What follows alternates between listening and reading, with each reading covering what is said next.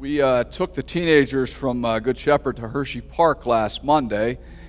And as you recall, about Monday, it was a day that rained off and on, which can really work in your favor. It works in your favor because there's not a great crowd, and when it's not raining, you basically have all the rides to yourself, and you can ride as much as you want. That's pretty much what happened.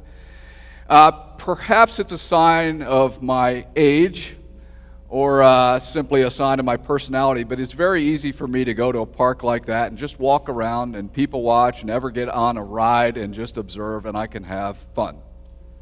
That's just the way I am. But at one point, I was asked to go on a ride. Davis Carlson, one of our 7th graders, asked me to go on a ride, so we're waiting in line to go on a ride called the Trailblazer, which is, if you've ever been there, it's one of the original roller coasters in that park. And as we're standing in that line, there's a father who's about my age, which means he's very young still. He's got 3 kids in front of him. He's kind of dressed, looking like he's ready to go golfing. But he's got a little girl who's about 8 or 9, a little boy who's probably about 6 years old, and then an older brother who looks like he's probably about ready to graduate high school. And that older brother has got this iPhone. He's looking at it, and he's got it apparently open to some sort of roller coaster app. And he's announcing things out loud. And he starts announcing to his dad and everybody, in a sense, who's close to him. This roller coaster was built in whatever year. The ride lasts 1 minute 45 seconds. You travel 1.3 miles. The highest point is so-and-so feet above the ground. Top speed, 40 miles an hour. And he says, no one has ever died on this roller coaster. Which I thought that was great. And his dad says, so you're telling me it's a no-risk, all-reward ride? And he says, isn't that the way your generation is? And I kind of chuckled at that and then thought, well, what a horrible thing to say to your child. But he was trying to be funny, but he really was giving all of us a vision of the ride ahead. And really that's the case. As I rode that ride, as we got strapped in, as the operator said, have fun. It was smooth, it was fun, not much risk, it was all reward. And that's what Jesus promised us, right? No risk, all reward life, a kiddie ride, a cakewalk, right? It's what many people, many Christians would love, that kind of ride, but we know that's not reality. I think if we pulled out the iPhone, if you will, and opened to an app to read a description of the Christian life, Jesus' message in Luke 10 might be one that pops onto the screen. Because in the text today, it sort of describes the life of faith representing Jesus as a very high risk. Possibly no reward, but ultimately if things go well, if the witness is received well, it's high reward. But what Jesus is saying is it's really not about you. It's about the fact that you are a precious child of God and you have the opportunity to make a difference in the world. Jesus says to us that those who join him on his ride in this world, you indeed will face twists and turns and gut-wrenching corkscrews at times. There will be sort of the G-forces of the world working against you, trying to unsettle you and trying to get you to jump off that ride. There will be ups and downs, things that will try to unsettle you all the days of your life. But Jesus says, I want you on this ride. Join me on this ride. And say to yourself, what would that ride of Jesus be called? At Hershey, the roller coasters, there are things like the Comet, Super Duper Looper, Great Bear, Fahrenheit, Barnstormer. I just played with that in my head. What would that roller coaster of Jesus be called? And then it hit me today. It should be called the Reaper. Okay? Sounds terrifying, doesn't it? Sounds terrifying. Scary. One that would travel at warp speed, dangerous speed. But to reap ultimately is an incredibly positive image.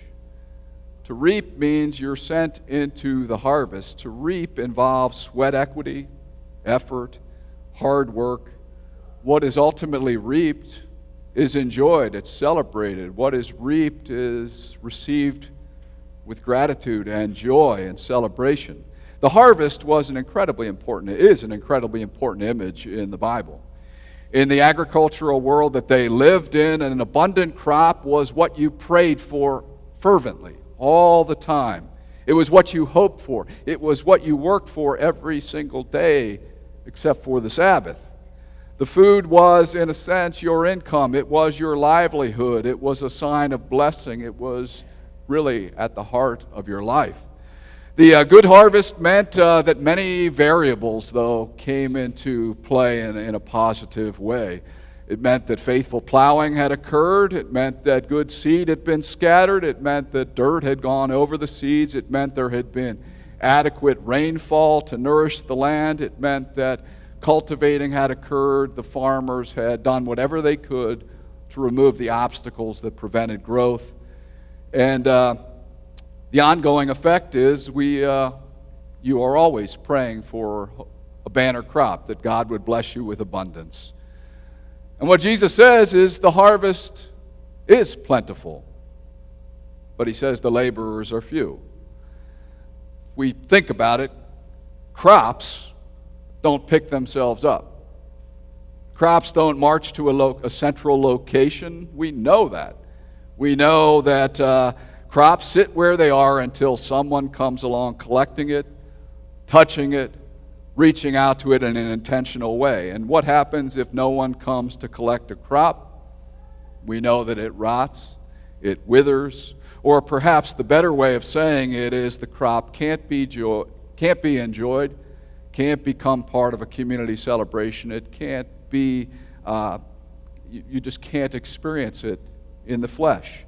You know, I've been a sort of a horrible gardener the last couple years, or a novice gardener. I planted broccoli this spring. I planted early, which I think was a good thing.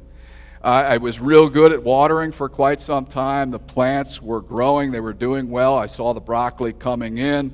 When one looked good, I cut it, ate it, was delicious. Thought I had 12 of these plants coming in. Great. Several days went by, and I guess I wasn't attentive, and they all flowered, became this horrible color, yellow. And they were no good. Utterly horrible. And I was distracted by, who knows, the things that go on in life, but I just had ignored this growth right in front of me, the potential in front of me. And I wasn't happy at all, because I sit there and say, if I had been attentive, if I had done something, I could have enjoyed that, or I could have given it away so that others could have enjoyed it. We live in a county of 1 million people, over probably 1 million people by now, and Jesus would say to each and every one of us, the harvest is plentiful in this community. There are tons of people in our lives, in our neighborhoods, in our workplaces, who are really open to hearing about Jesus. They're open to learning more. They're open to the spiritual life. They're open to the faith. But they need someone to invite them. They need someone to talk to them. They need someone who has the courage to make an intentional effort. And without someone making that effort, they may never take that step. Now, I personally don't want to be a person who ignores that call of Jesus. The Christian church for too long has had a if we build it, they will come kind of mindset. We just have always sort of assumed that people like crops will just pick themselves up and come to some gathering place, or we've simply said it's somebody else's job to invite. Okay? When we think of prayers, Jesus said, we think about the Lord's Prayer, we say every week. We think about where he says, ask, seek, and knock. We think about the Last Supper where Jesus prayed for unity. We think about Jesus praying for others on the cross. One of the prayers we never think about is what he says today. Jesus says to his followers, always be praying for laborers who will go into the harvest and reach out personally. He says, pray that urgently every single day of your life. Not only pray for other people, but pray for yourself. God, give me the strength to be a laborer who sees my life as sent out to intentionally touch other people's lives. You know, when we gather for worship, our time is to give thanks to God. We certainly know that first and foremost. But when we gather, we need to remember that we are sent into the harvest of Montgomery County to do something, to issue invitations, to touch lives, to be in conversation with others, and to always be helping people grow in their faith.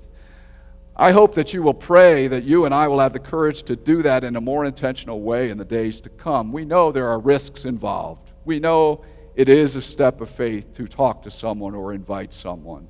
But the more you do that, you realize people really are open. They're grateful for you thinking about them. I certainly am talking about new folks. Many of us have the opportunity to interact with new folks and invite them. But I am also speaking about people you already know. People who are members of this church who you haven't seen for a while. I often will say that if you think about someone, the Spirit is putting that person on your heart, asking you to go out of your way to be in touch with them, to welcome them back. All of us in this life need people who are partners, who are continually inviting us. Doesn't matter whether we're here every week, we always appreciate it when people think about us and extend an invite to something. I think one of the best assumptions a church should have is assume that nobody will ever come. That may seem totally counterintuitive, but I think when you adopt that mindset, it forces you to say, we absolutely have to reach out. We have to send invitations. We have to let people know that they are missed and we want to see them and we cherish our time together. You know, I think one of the reasons our summer Sunday school is growing is because we have people who are really going out of their way to say, hey, we'd love to see you. Please join in. So I ask you, who will you reach out to this week? Will it be someone who has never stepped foot at Good Shepherd, or is it someone we haven't seen for a while? The harvest is plentiful, the laborers are few, but Jesus says, get to work and get to it quickly. Amen.